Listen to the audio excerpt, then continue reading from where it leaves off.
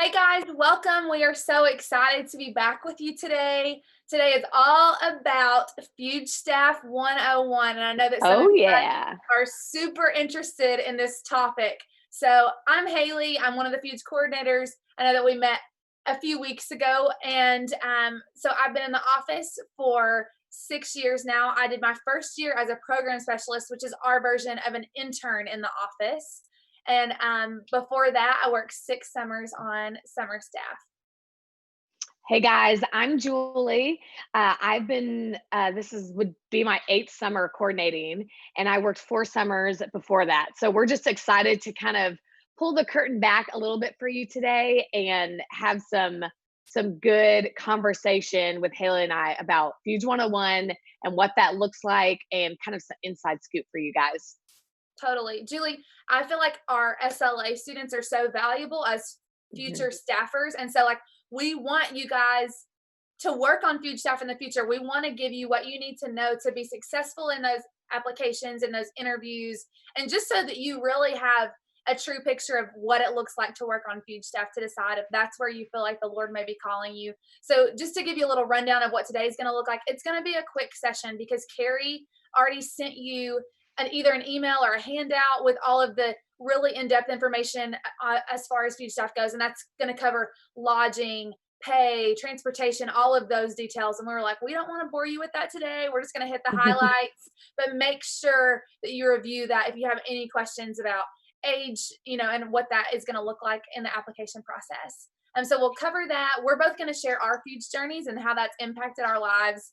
We're going to give you some inside scoop, some things that you're going to want to know, and then we'll talk about what does it look like to apply for 2021 at the end. So with that, we're just going to go ahead and dive in. So for my FUGE journey, it started when I was in the 7th grade. The first year that I was allowed to go with my church, my youth pastor kept inviting me, and I was like, what is this fudge camps that they keep talking about? And so I finally signed up to go because my friends were going. We went to Panama City Beach. We went to PCB every single year. So every year that from then on until I graduated, I went to camp at FUGE at Panama City Beach. I met the Lord for the very first time during that first summer at FUGE in that auditorium at Panama City Beach. So that place is super special to me. I am a direct product of the ministry of FUGE and how the Lord works through it. So it makes it so near and dear to my heart. The first summer that I could apply, you have to understand ages are a little bit different now. And so when I first applied and when Julie first applied, you had to be 21 to work FUGE. They got a little lax and you had to be 20 eventually. But obviously, it was my first summer out of high school and after my first year of college, I could only apply for CentriKid. I was not eligible to work FUGE. And so I did a summer of CentriKid, loved it. It's an incredible ministry. I am probably more suited for students. And so I was thankful that FUGE would grandfather me in the next summer as a returning staffer. So that began my FUGE staff journey. I did a couple years as a Bible study leader and then applied to be a recreation director. And then after recreation director, I was director for 3 years and then applied for a program specialist. And then at the end of my program specialist year, one of our coordinators was retiring. And so I got to step into his seat. And it's been a total God thing, honestly, from start all the way up until now. It's been truly just amazing to see his hands all over it because I was never like, oh, I'm going to work in the FUGE office. Oh, I'm going to do this. Or even like, I'm going to direct camp. It was just like, I want to be a FUGE staffer and see where it goes. And so he's definitely led the entire process and has changed my life in multiple ways, including meeting my husband, one of my favorite parts of this FUGE journey. That's something that Julie and I have in common. So we met at FUGE. We worked a couple summers together and he proposed at Ridgecrest. But anyway, that's kind of my more in-depth FUGE journey. The locations that I worked at were Union, Panama City Beach, and Ridgecrest. And I love them all dearly. So I'm going to throw it to Julie so she can share her journey. Yeah, I love hearing that story, Haley, even though I know your journey really well. It's so cool how the Lord just timed everything so perfectly in his purpose for you and just to see all that. It's just awesome to hear.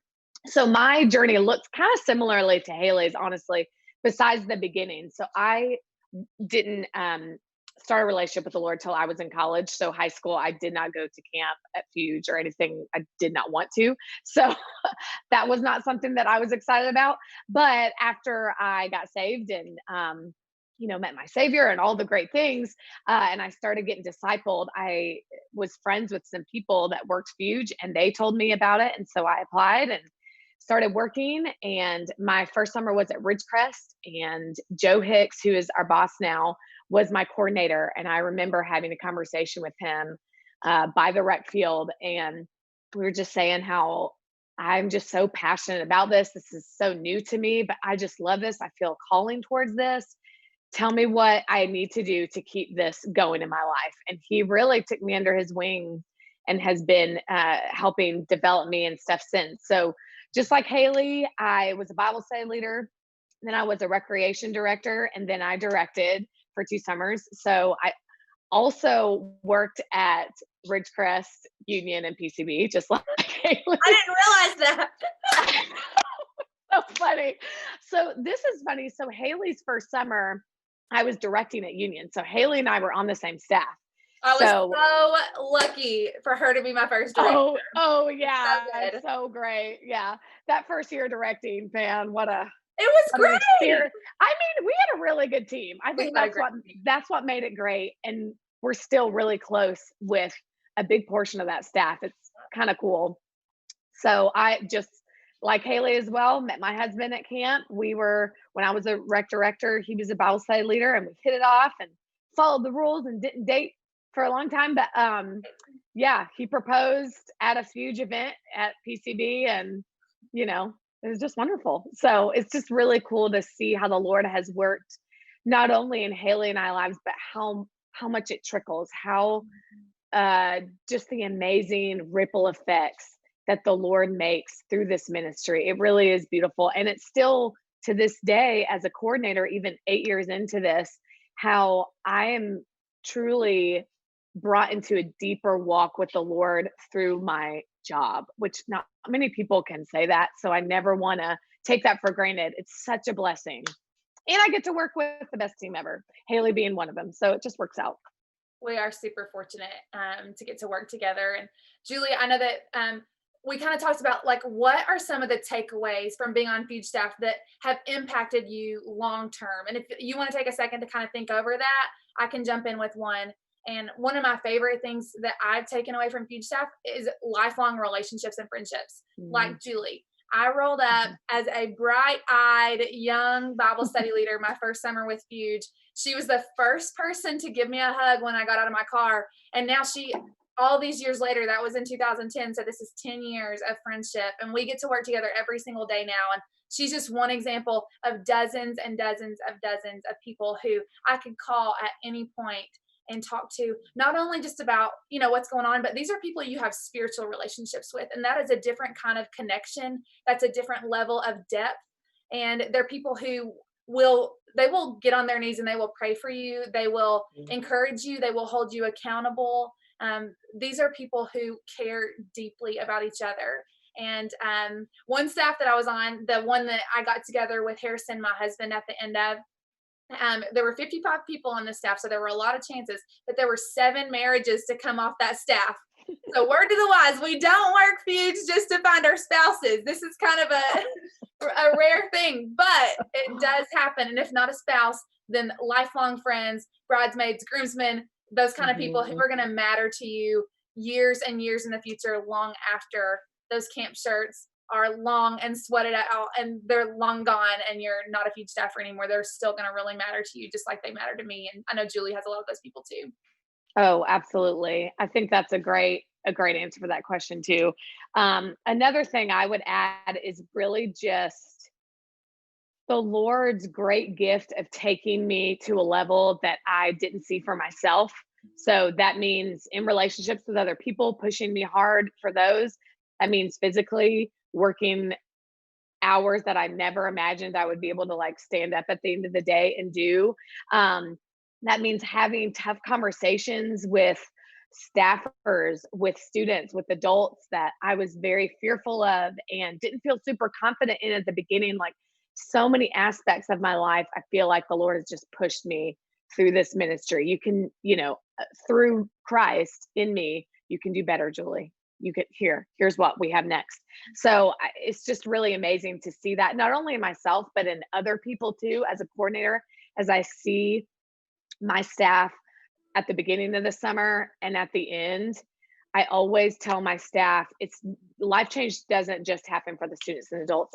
It will and should happen for you guys as well. And when I see how much they've grown in their walks with the Lord and even just as human beings, it's really amazing to see and is a testament to the way the Lord is using this ministry. It is beautiful. And I mean, Julie and I could talk all day long about the ripples of FUGE and how they have impacted our lives and so many other lives. But those are just a couple of examples. And we'll continue to share some things as we keep talking. But just know that FUGE staff is a really, really special thing to be a part of. This is not something we take lightly, whether you're available for one summer or we've had staffers in the past. Our record right now is we have a current camp director who is a teacher, so he has free summers, but this would have been his like 23rd summer. Yep. Will Snipes, he's one of our camp pastors and directors. He's worked like 23 years of FUGE, which is longer than most of you guys have been alive. And so it's a pretty good record. But whether you're available for one summer or 23 plus summers, like we want to pour into you, and we want, like Julie said, not only for you to be a vessel and that the Lord uses to speak and to minister to the hearts of others, but to be ministered to yourself. There is not a single summer that I drove away from that campus the same person as when I pulled up. You grow so much, and you're challenged and you learn. And it really is an amazing, amazing experience. So I would definitely it really is to apply in the future. Yes. Speaking of applications, we're going to kind of transition into a different segment of this. And we kind of want to give you the inside scoop to applications, what we look for, interviews, what's good to do in an interview, what's bad to do in an interview, things like that. So we'll kind of start at applications because that's kind of the first step of starting this process of trying to be a staffer. And we'll each share some different things that kind of catches our eye. But I know for me, when kind of how the process goes, you can all, apply through our website, and we will look at applications and we'll pick people to interview. And we try to interview as many people as we can. I think our goal, how many do we interview? About 100 each? About 100 each, yeah. Each coordinator, there's 6 coordinators. So a lot of times we do more than that because we add on more in the spring.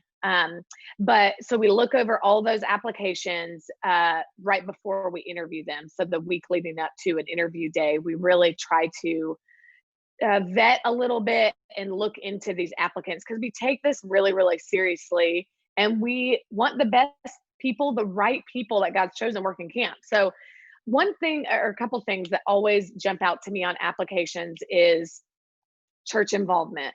I will talk about this in the interview portion of this too, but it's a really big deal to me and all the other coordinators, just the fact that you want to be in a local body, you see that as a necessity, and you're living it out.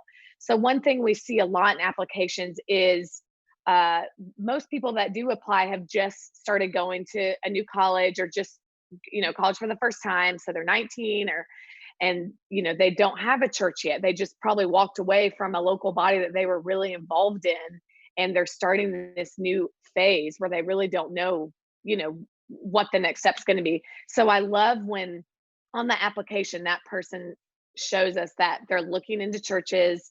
They just want to jump in as fast as they can, but with, vetting these churches a little bit. But just the fact that they're really active and not passive in that involvement is a really big deal to us, and it jumps out.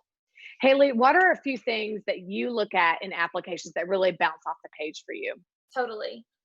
So I really focus on the testimony both in the application and in the interview. And I know that we're going to talk about this more in the interview section, but in the testimony, Julie, if they spend the entire time talking about, which there is a time for this, and this is a part of their story, but if they spend the entire time talking about who they were before Christ and what happened to them before Christ, and then it's just like, oh yeah, Jesus happened and blah, blah, blah. There's not like a huge emphasis on, this is what Christ did in my life, and this is what my life looks like since he came into my life. Like, I want to see that. Yes. Whatever you did before, share it briefly and let's get through it, or whatever had happened to you before. I want to know, but don't make that the focus. The focus of a testimony is Jesus and making him glorious. And so I want to see that part of it, because that is the part of the testimony that's supposed to really draw people in and grab their attention.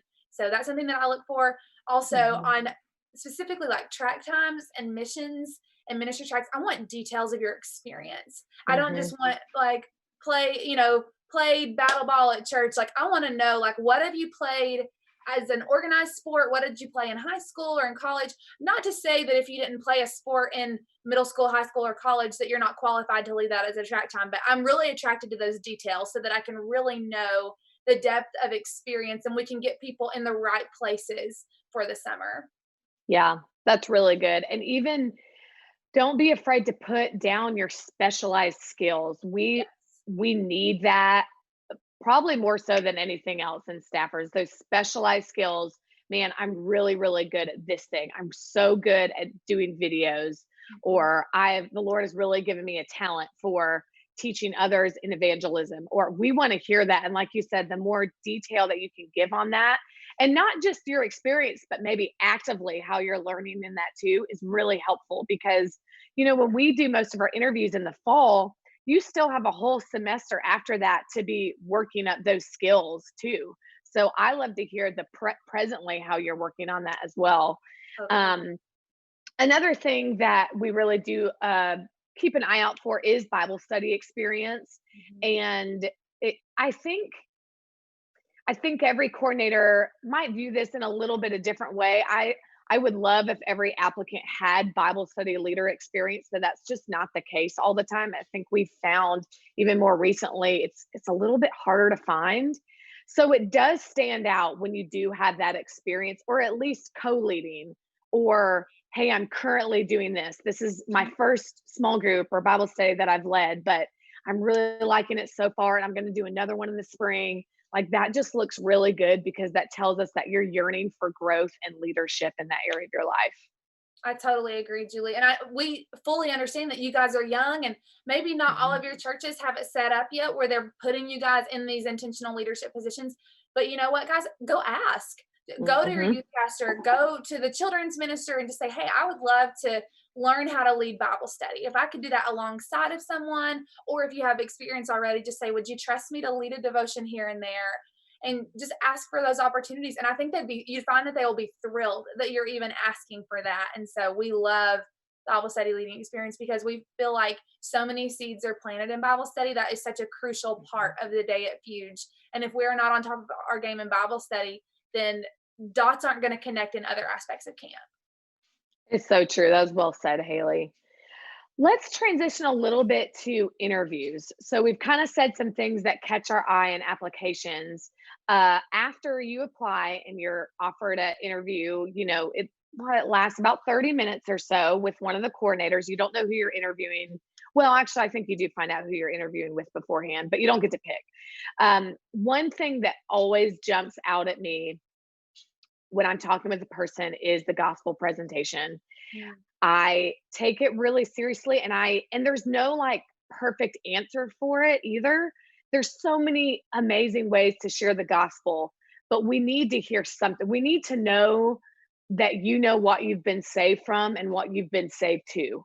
And so you can share that in a really unique personal way. It doesn't have to be the Romans Road or the three circles or whatever. They're all great, but that's a really big deal to us in the gospel because you're going to be sharing the gospel to students every day.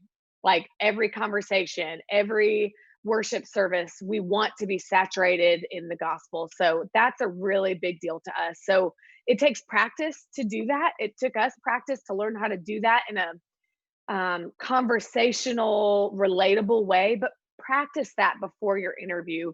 Please don't be that the first time that you share the gospel because we'll be able to tell probably. Totally. Julie, I feel like so many people, they can practice this too. And you and I have talked about this Mhm. before, how there's one crucial part, the most crucial part of the gospel that a lot of people, they stop before they get there. And, Yep. because it's amazing that Jesus gave himself on the cross. Like that sacrifice is everything to us. But more than that, it's the fact that he rose again. And so Mhm. do not stop before the resurrection. The resurrection is what makes all of this work. And so Yes. make sure that you include that, and make sure that when you're preaching the gospel to yourself in your own life, that you're Mhm. constantly remembering that, because the resurrection, guys, is what it is all about. It is huge because we serve a living Absolutely.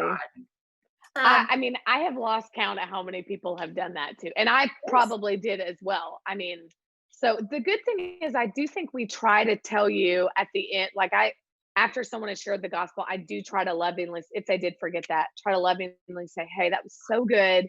You just forgot one crucial part," and which a lot of people do, but next time be sure and include that. And then it's like a light bulb, like, "Oh my gosh, I can't believe I did that." Like, yes, of course, the resurrection. So just know we know it may happen sometimes, but that's just a number one tip. Include the resurrection. Totally. And Julie, if I would typically share the gospel with someone using the three circles or using the Mhm. ABCs, would you want me to just say like, "Oh, I'd use the three circles or the ABCs," or would you want me to fully explain like you were a student, like go through the process with you? I like to hear the whole thing because I think someone could easily write down, maybe in the application or even just, an interview, "Hey, I would use the Romans road, but I need, or the three circles, but I need to hear you say it." Because I think number one, it's good practice for you. And I mean, talking about the gospel is everything better in the conversation. And it shows me that you really know what you're talking about because not that I would ever think anyone would lie on an application, but it has happened before. So, yes, I want to hear the whole thing. Is it okay if I have my Bible? If I wanted to refer to a Man, verse? that's even better. Yeah, Yes, bring get that it, scripture man. in there. Boom. You show up with a Bible at your interview. I'm like, oh, yeah, this person's Boom. serious. I love it. Boom. Here's a job. Yeah, that's great. That's really, really good. Um, What are some other things that you look for in an interview that really just impress you big time? I am so big on being social and conversational. Mhm. I want the conversation to flow. And we don't sit, I want you to know that we're not sitting on the other side of these screens in an interview with you, like waiting for you to mess up. We are cheering you on in our minds. We want you to do so, so well. We want you to be successful. And so just being confident in yourself, like Julie said, practice that testimony, practice that gospel conversation, because those are two questions we are going to ask you every single time in a FUGE interview. And so you can have the hard part already done. And as long as you're comfortable and familiar with that, then the rest of it is going to be more relaxed and laid back. And so I just say, like, talk to us like we're a friend or like we're someone that you know, because if you're just giving us really short or one word answers, then that's not going to go as far. We want staffers who are engaging and who students want to talk to and adults want to talk to at camp. And so don't let your nerves take over. And it is totally okay to just shake those out or call someone, ask them to pray for you beforehand. We want you to succeed in these interviews, and confidence is one huge way to do that.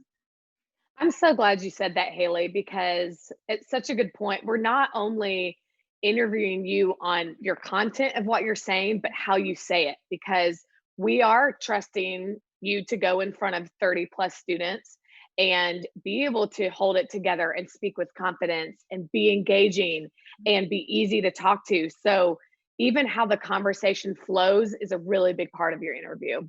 It really is. And presentation as a whole, you guys are going to hear a whole session if you haven't Mhm. already on presentation and communication. So make sure you pay attention to that, because it'll really give you some good points that you can use in your FUGE interview and other interviews in the future. That's real good, Hales. Let's maybe transition to things that we really don't like to see on an interview. Yes. So you talked about a few of those before. What are some things that just kind of make you cringe when you're interviewing someone and they do a couple of these things? Y'all, I have so many funny interview stories. And funny, I mean, not in a good way. Like, these people didn't Yeah. get hired. Um, Here's just some real basic stuff. I think we all know this, but I'm just going to hit it real quick. Guys, when you're doing an interview, find a quiet place, sit still, I can't tell you how often we are doing an interview and somebody starts, they're holding their phone, they're putting their backpack on, or they're walking through Target and they're like, gotta go to class, but I'm gonna keep talking to you. Not professional. And so, and Mm-mm. you can't focus on what we're saying or what you're trying to say when you're doing Yeah. those things as well. Sit still, find a quiet place. See how Julie and I are well lit. Make sure that you are well lit, Mhm. facing a light, and you're not just a big silhouette of a shadow.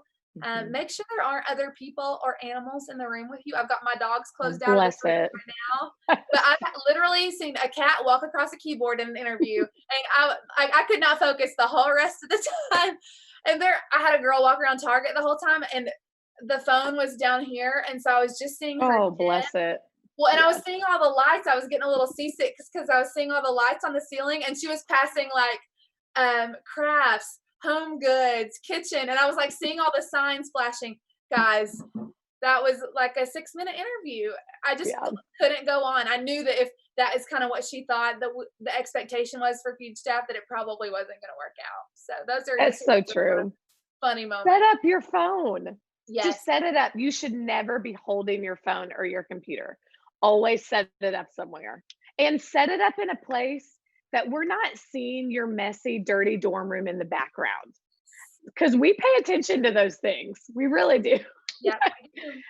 I have seen so much just mess, and one person was doing it in their car and there was like laundry everywhere. I'm like, what Yep. just happened in your car? What is going on? Mhm. So it's really easy. Pick a blank wall that's well lit and set up your phone, and that's easy. We don't need to see any special decor. Just make it clean and simple. Guys, we know a lot of you at this point will be in early college when you're applying. We know that you're not going to have every aspect of your life together yet. I sure Sure. didn't, and I don't think Mm-mm. Julie maybe did either. No. But for an interview, act like it. Make it look Yes. like you've got it together and like your room is clean. Even if the other half of your room looks crazy because you threw it all over there, you just have to think about the level of professionalism and how you're presenting yourself to us on the other side of the screen. That's real good, Hales. Julie, Another thing that is, oh, sorry, you go oh, ahead. sorry. I was gonna say there are a couple things that we could tell them. We'll definitely give them an advantage on an application, and one of those being, okay, Julie, say that I love centrifuge, but I also love infuge. Mhm. I'm equally open to working both of them, but I maybe love one just a little bit more. Would you suggest that I put that as a preference, or do you think I would do better putting no preference? No preference is gonna sometimes get you a job quicker than picking one or the other. But we don't want you to put that just to Right. say that. If you're passionate about both, put no preference. But it is a little bit easier for us in placement because we will have more of one than the other in applications each year. It just always falls that way. So we'll get up to a point in placement where we're like, well, we only need centrifuge people. So we look at the centrifuge people and the no preference people. So if you're in that infuge, we don't even look at you for that. And you may be willing to do that. I don't know if that's the answer you were looking for, It Haley. totally is. So, like Julie said, if you're really passionate about a one or the other, definitely please apply for Yes. the one that you're passionate for. But if you love them both, maybe you just have a little bit more experience with one, or you like one just a little bit more, but you'd be open to doing both. Hit that no preference button. It's going to give you a much better chance Yes, of getting absolutely. placed. And then what? And it's okay if you don't have a lot of experience in Yeah. both, even just the fact that you're willing to do it. They're so similar in so many ways. I mean, even just the fact that you're open to it is great. That's awesome. And then, So, Julie, what are some other positions that we always need a lot of? And if you have experience in these areas, or if you could get experience before you apply in these areas, yeah, is like a shining, flashing light at us. yes. There's so many. We have a lot of specialized positions, but worship leaders is always one that we really need, or worship band members for that as well, because we do have worship leaders that apply that are missing, like a drummer or a guitarist or anything like that. We're always looking for video producers, people that can shoot and edit videos. We make it super simple for you. Literally, we give you the templates. You just have to drop in the content. And It's we you give you don't the have gear and everything. Yes, it is so simple. Well, it wouldn't be simple for me, but it's simple for you people that know how to do that. It So would if if you you did have, training, Julie. They teach you everything you needed. that's true. That's exactly true. I need to not doubt. I could do it. I could do You it. could. Um, So yeah, we are always looking for sound technicians, people that can run lights, MCs, someone that's really comfortable on stage and can really get the crowd excited and bring them in to enter them into this place of worship. Like these are just a few examples of those really specialized skills we were talking about at the beginning that we crave and we really need that expertise and that interest in on the applications. Lifeguard's another one. If you are lifeguard Yes, certified, or if you're even thinking about being lifeguard certified, we always need lifeguards. So these are things that you can go ahead and be doing in advance to kind of give yourself an advantage and a leg up in the application process. absolutely. Because you can start that now. I mean, we're really early on in this process. Applications are live right now, but Mhm. there is still plenty of time. There's a full year before you would have to work. You can be working on those skills right now. So, Oh yeah. uh, I will just add one more thing to the bad. I don't want to end on a bad note by any means, but I just want to emphasize don't be late.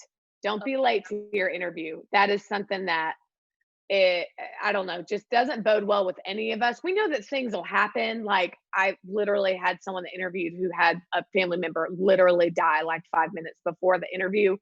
We get that those emergencies happen, but if you don't have a great reason, it just is not a good look. So don't be late to your interview. and we are That's in all. Central Standard Time. We schedule our interviews by Central Standard Time. So if you are in another time zone, just ask someone or Google, how do I relate my interview time? Or if you are really confused, just email us and we can help you Yes. figure out what time you need to be on there. Because we've had people Mhm. miss interviews because they thought it was an hour earlier or an hour later. Yeah, that's really good. That happens all the time. Yeah. Sure. So make sure you guys figure that out. Julie, anything else that really stands out to you about Mm. applying or interviewing that would really be helpful to know? I mean, I feel like we covered it pretty well. I think you just being yourself and showing us the passion that you have to work Fuge. We love to see that because that's going to resonate to students when you show them how excited you are. So we want you to be yourself. I love how you said it earlier, Haley. We want to pour into you. We are not intimidating. We're not scary at all. We want to get to know you. So present who you want us to see. So I think that's the most important thing. That's a great word. So I'm going to transition into okay. So we've talked about what it looks like, but how do we get there? Mhm. So I am the team lead for recruiting, and this is something that I love to do. I'm super passionate about, and I hope that you will, if you're eligible, that you will all apply to work Fuge. So I know that it's on the little handout, but just a reminder for the age, you need to be 1 year removed from high school. So if you just graduated, you are eligible to apply to work Fuge in 2021. So go ahead and fill that out and get all your friends to fill it out because it's the best thing ever.